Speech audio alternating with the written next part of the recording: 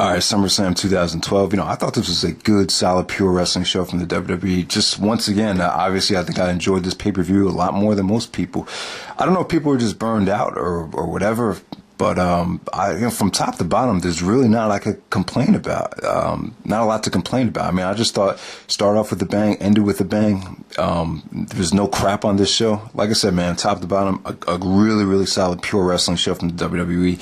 I love the SummerSlam format. That has a lot to do with it as well. There's just little filler, and a lot of the matches just, they feel important. They feel big. So I definitely enjoyed the show. We started off with, after the review is over, I definitely want to give you my WrestleMania 29 card and what I think they should do with the championship. But let's get through the review first. To open up the show, you had Dolph Ziggler versus Chris Jericho. Personally, for me, I thought this was one of the best openers in SummerSlam history. I thought this might have been even better than Rey Mysterio and Kurt Angle from 2002. I thought this was that good. I mean, some of the near falls at the end with, Vicky Guerrero getting involved, they were just mark out moments, man. I thought Ziggler probably had this match won maybe 2 or 3 times. I thought Jericho looked great busting out the Hurricanrana. He sold the rib injury pretty well. I couldn't have asked for a better match. I thought this was actually the match of the night. Jericho made Ziggler tap out to the walls of Jericho. Beautiful finish.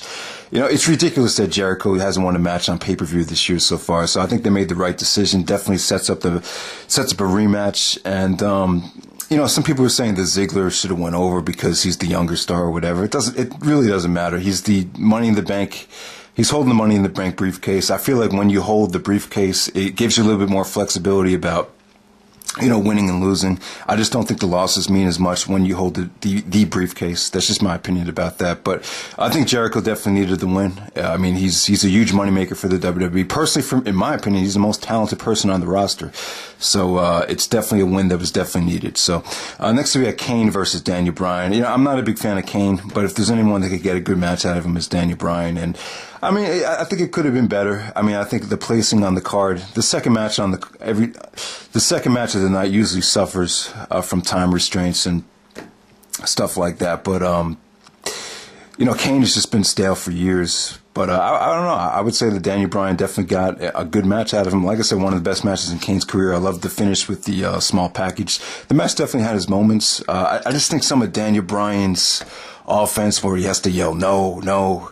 I just think it's kind of forced. I know Vince is probably telling him to do that stuff, but personally, I would, if I were Vince, I would say just do whatever comes natural, because I think some of the stuff is feeling kind of forced. But hey, man, the crowd was into it. I think Daniel Bryan should definitely main event WrestleMania, so we'll see what happens there. Next up, we had The Miz versus Rey Mysterio for the Intercontinental Championship, and you really have to fuck up to have a bad match with Rey Mysterio. So I thought The Miz looked good here. He did his job. Mysterio's getting old. He's got to be pushing 40 at least. I don't know exactly how old he is. Probably 39, 38, something like that. But, I thought he looked good. I thought there's so many great counters and reversals. I thought that as the match progressed, it got really, really exciting. And, it just continued the nice flow of the pay-per-view. 3.5 stars for me. I thought it was good. Next up, we have Alberto Del Rio versus Sheamus. And a lot of people are kind of crapping on this match, but their matches are weird. They start off really, really unnatural, and just at first you don't think they have any chemistry, and you're just saying to yourself, God, this kind of sucks. Why? There's just not much of not a lot of chemistry here. You say that at first, but just like the Money in the Bank match, as the match progressed, I don't know. I just thought they got into a rhythm, and I didn't want to see the match end. I thought this was really, really good.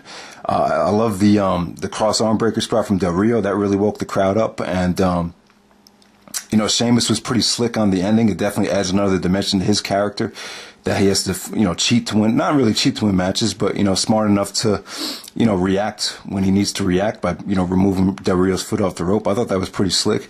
And definitely Sheamus is definitely not over. Within the smart mark crowds, away from the WWE kids and the families and the merchandise marks, he's just not, he's not that over, man. They're in a Latino demographic in Los Angeles, which is heavily Latino. So Del Rio is definitely the favorite here. And I thought it made for a nice atmosphere, to tell you the truth. I give this 3.5 stars. I thought this was really, really fun, actually. Obviously, I think I wanted the match to continue, but I wouldn't mind seeing another match from these guys at all. Maybe they could blow it off at Night of Champions. So we'll see.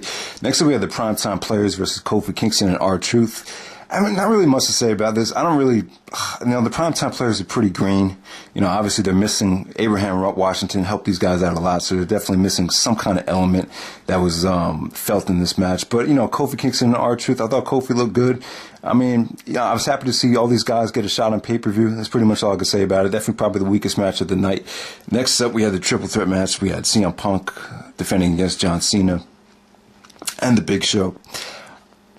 Let me say this, the booking definitely hurt the match. I think they restarted the match was just for an excuse to have AJ come out, which is it's understandable from a financial standpoint, but I don't know, man. I was really, really enjoying this. I thought all three guys looked great. I thought the Big Show, like I said, when the Big Show's motivated and when he gets his rest when he wants to play, he's a great big man, and I thought he looked great tonight. I thought Cena was on his A game. I thought Punk looked great. He was wearing the Bret Hart attire.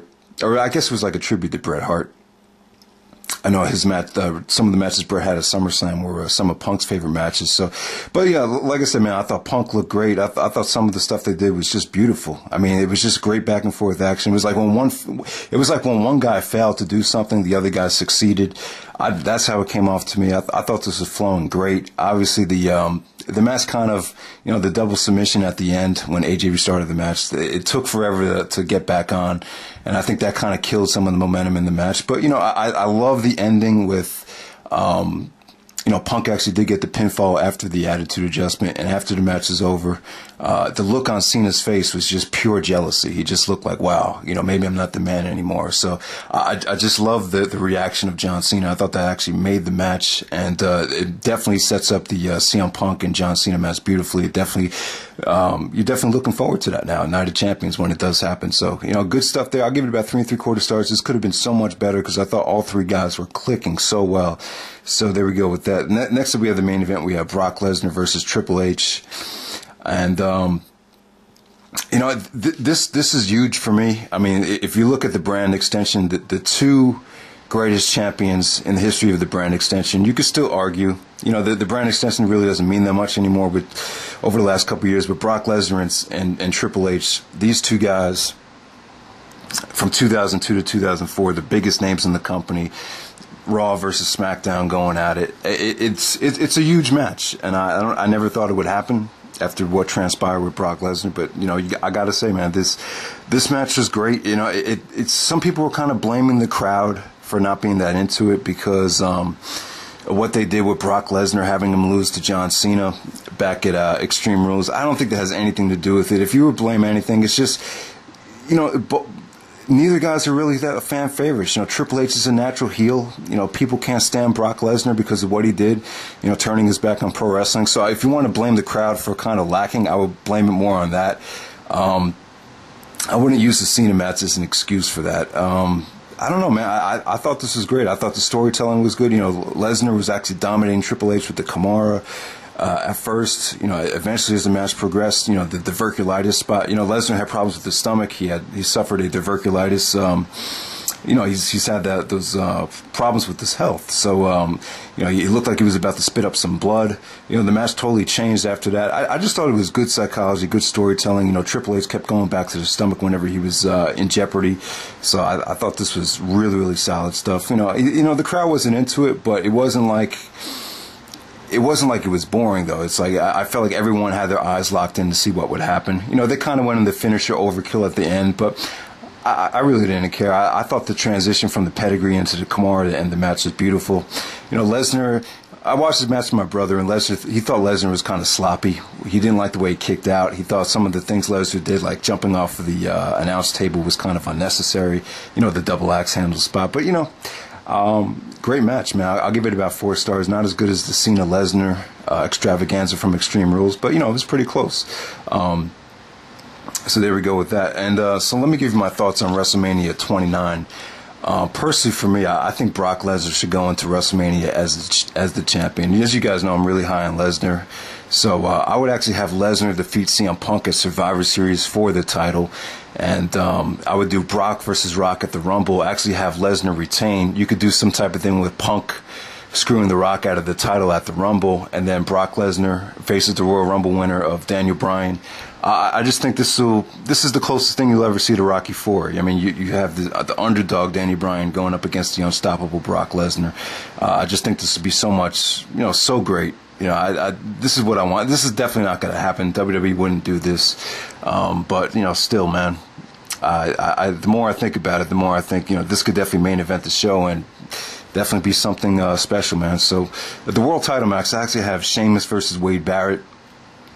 Barrett's comeback is going to be huge, and I think him against Sheamus at WrestleMania should be safe for Undertaker versus John Cena. It needs to happen. They probably don't want this to happen. They probably don't want to have Cena lose 2 WrestleManias in a row, so I doubt this will probably happen. But I definitely think it's the one guy that Taker could face where you would know the streak was in jeopardy. So next up we have The Rock versus CM Punk. Goes without saying. Definitely do not want to see Rock and Cena at WrestleMania once again. So Rock versus CM Punk. I don't think it needs to be for the championship. Just let them go out there and do their thing. Next up we have Randy Orton versus Dolph Ziggler. I think that would be a good WrestleMania matchup. Jericho versus Christian, and Alberto Del Rio versus Antonio Cesaro. So those would be my big WrestleMania matches. Obviously, if Stone Cold Steve Austin and Triple H are part of the card, then that kind of changes a lot of things. But most likely they won't be, especially what happened with Triple H last night. Seems like that would be his last match. And let me just say this about Triple H. They tried to, I don't know, I think Triple H was expecting a Benoit Royal Rumble-like standing ovation. It kind of backfired on him. And it just didn't happen. So, Triple H has never been Mr. Popularity. I mean, he's got a lot of heat. I just think he's a natural heel. He's been a babyface for 6 years. I don't think anyone thought he'd be a babyface again, in 2002, 2003 when he was so hated. So, I don't know. I would expect Shawn Michaels to kind of come out on Raw. And if Triple H is going to retire, I don't think Shawn will let him retire this way. So, maybe we'll see another Triple H Shawn Michaels match down the road. I think that's a possibility, but I wouldn't bank on it. But, SummerSlam, I thought it was good. Not great. I could see why some people were kind of disappointed with the show. But from a pure wrestling standpoint, I thought it was very, very solid.